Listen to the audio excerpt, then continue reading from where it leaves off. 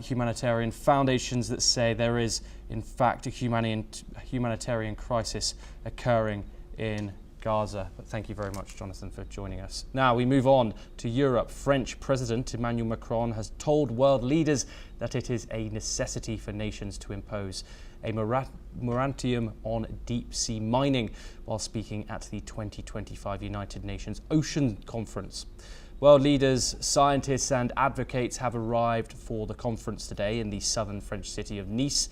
The summit is meant to cover climate change, pollution, biodiversity and making humanity's access to marine resources more sustainable.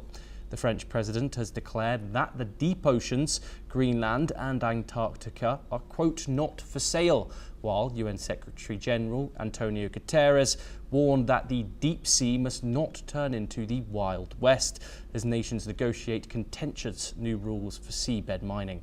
Here's what the UN Secretary General had to say. Sea cannot become the Wild West. Ladies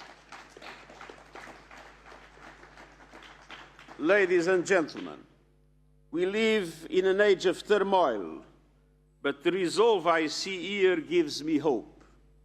Hope that we can turn the tide, that we can move from plunder to protection, from exclusion to equity, from short-term exploitation to long-term stewardship. The conference, which is being held from the 9th to the 13th of June, is co-hosted by France and Costa Rica.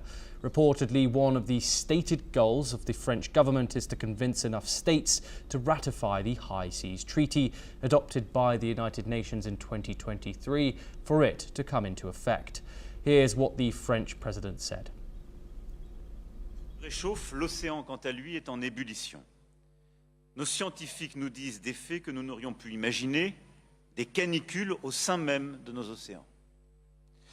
Et comme la mer monte, en plus du feu, c'est la submersion qui nous guette. C'est pourquoi cette mobilisation est une nécessité. Aujourd'hui à Nice, nous avons plus de 120 pays, plus de 50 chefs d'État et de gouvernement, plus de 30 chefs d'État, chefs d'organisations internationales qui ont fait le déplacement.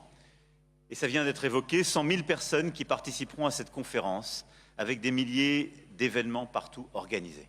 C'est inédit pour nos océans. C'était essentiel car l'océan nous relie tous au sein d'un seul et même écosystème.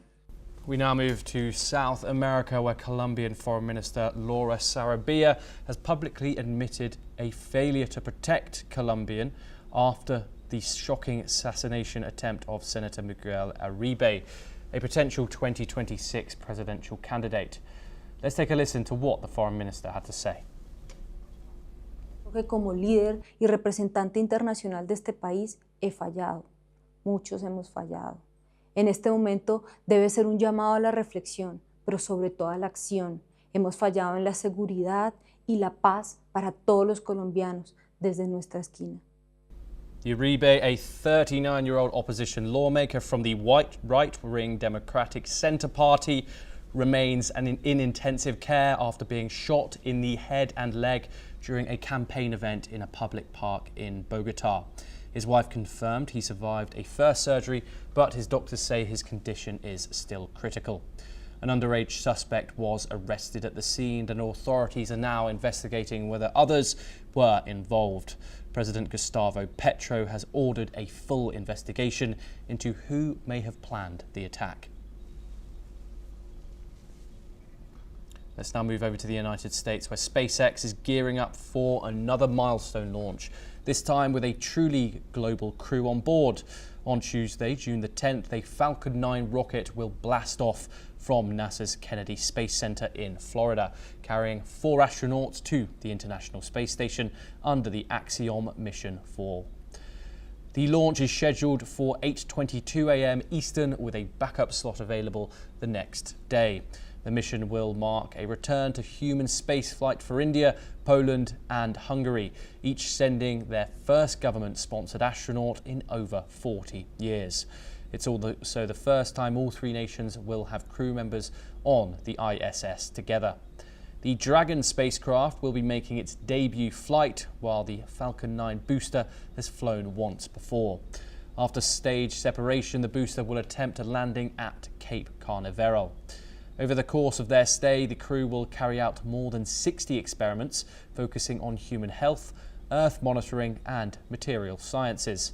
Viewers can watch the launch live 2 hours before the liftoff on SpaceX's X account.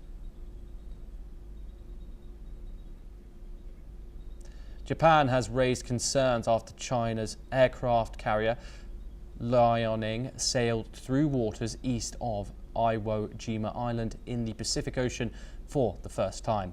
Japan's Chief Cabinet Secretary Yoshimasa Hayashi has confirmed the movement and has said that Tokyo would strengthen surveillance and gather necessary information.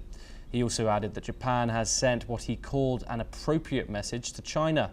Japan's joint staff reported that the Liaoning, accompanied by several other vessels, had sailed within Japan's exclusive economic zone near a remote island off Iwo Jima over the weekend. Japanese officials also confirmed that Chinese fighter jets and helicopters had taken off and landed on the carrier during the operation. In response, China's foreign ministry defended the voyage, saying it was fully in line with international law. The ministry also reiterated that China pursues a defensive defense policy and that urged Japan to view the situation objectively and rationally. We move back to South America now, where Brazil's former president, Jair Bolsonaro, is set to appear before the Supreme Court this week, facing explosive charges of attempting a coup to stay in power after losing the 2022 election. In February, prosecutors accused the far-right leader of heading a criminal conspiracy to overturn the results and block the incoming leftist president, Luiz Lula da Silva. The plan failed due to the lack of military support, and Bolsonaro, who's eyeing a 2026 comeback, has denied all charges. He also stands accused of knowing about a plot to assassinate Lula, his vice president, and a Supreme Court judge. Bolsonaro is one of 8 defendants who could face up to 40 years in prison if he's convicted. He's expected to testify on Tuesday or Wednesday. The hearings, broadcast live from the Supreme Court in Brasilia, come just over a year after his supporters stormed that same court. His former aide, Mauro Cid, now a state witness, is key to the case, revealing chats and meetings that shed light on the coup plot. 4 ex-ministers and 2 military chiefs are also on trial.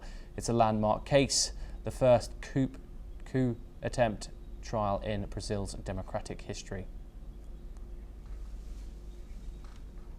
Let's now move back to the Middle East, where Iran says it will soon deliver a counter-proposal to the United States in ongoing nuclear talks, using Oman as an intermediary.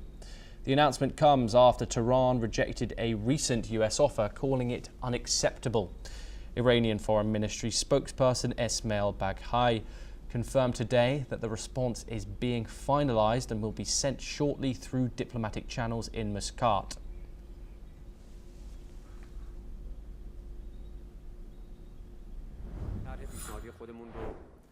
به زودی بعد از نهایی شدن از طریق عمان به طرف مقابل ارائه خواهیم کرد و طرحی است که معقول، منطقی و متوازن هست و توصیه می‌کنیم که حتما طرف آمریکایی این فرصت رو قدر بدانه. حتما به نفع آمریکاست که این طرح رو به صورت جدی